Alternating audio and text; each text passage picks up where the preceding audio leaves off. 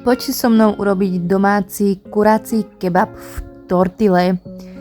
Do mletého kuracieho mäsa som si dala červenú papriku, ľubovoľné koreniny a pridávam tam strúčik cesnaku, petržlenú vňačku, trošku byliniek, nech to hrá aj farbami. Zamiešam si to, no a pripravím si pečiaci papier, na ktorý to mäso takto naložím a z druhej strany už prikladám ďalší pečiaci papier a valčekom si to rozválam a poskladám na plech. Dám to zapiecť do trúby a medzi tým si spravím dip jogurtový s bylinkami, pripravím si nakrájenú zeleninu a tortilu a mäso mám upečené, takto som si ho natrhala, po upečení je ešte horúce, takže opatrne. Krásne sa mi upieklo, mala som ho aj trošku chrumkavé, aj také mäkké, takže veľmi dobre sa upieklo a idem teda vrstviť.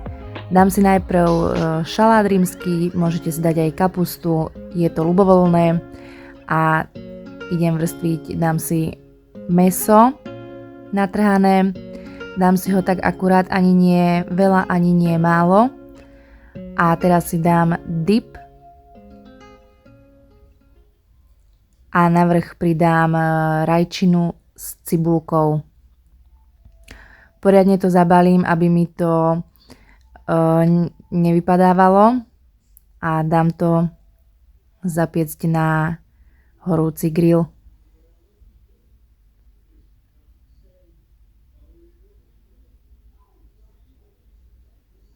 Takto sa mi to upieklo a idem si to zabaliť do alobálu, no a idem už baštiť, takže skúšam.